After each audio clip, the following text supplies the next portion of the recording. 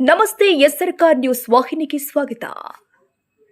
ಮಾನ್ವಿ ಪಟ್ಟಣದ ಸೋನಿಯಾ ಗಾಂಧಿ ಸರ್ಕಾರಿ ಪ್ರಾಥಮಿಕ ಶಾಲೆಯ ಶಾಲಾ ಅಭಿವೃದ್ಧಿ ಮತ್ತು ಮೇಲ್ವಿಚಾರಣಾ ಸಮಿತಿ ಅಧ್ಯಕ್ಷರಾಗಿ ಆಯ್ಕೆಯಾದ ಇಕ್ಬಾಲ್ ಪಾಷಾ ಅವರನ್ನ ಕರ್ನಾಟಕ ರಾಜ್ಯ ಅಲ್ಪಸಂಖ್ಯಾತರ ಅಭಿವೃದ್ಧಿ ಸೇವಾ ಸಂಘ ಹಾಗೂ ಸೋನಿಯಾ ಗಾಂಧಿ ವಾರ್ಡಿನ ನಿವಾಸಿಗಳ ವತಿಯಿಂದ ಸನ್ಮಾನ ಮಾಡಲಾಗಿದೆ.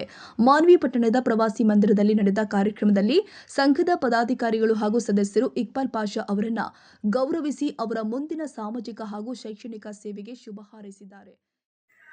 ಸೋಮಶೇಖರ್ ನಾಯಕ್, ಎಸ್ಆರ್ಕಾರ್ ನ್ಯೂಸ್. ಮೊದಲನೇದಾಗಿ ಈ ಒಂದು ಕಾರ್ಯಕ್ರಮ ಹಮ್ಮಿಕೊಂಡ ವಿಷಯ ಏನೆಂದರೆ, ನಮ್ಮ ಆತ್ಮೀಯ ಹಾಗೂ ನನ್ನಂತೆ ನಮ್ಮ ಸಂಘದಲ್ಲಿ ದಾರಿ ತೋರಿಸುವಂಥ ಒಬ್ಬ ಗುರು ಅಂತ ಹೇಳ್ಬೋದು. ಯಾಕಂದರೆ ನಾನು ಇನ್ನೂ ಚಿಕ್ಕ ವಯಸ್ಸು.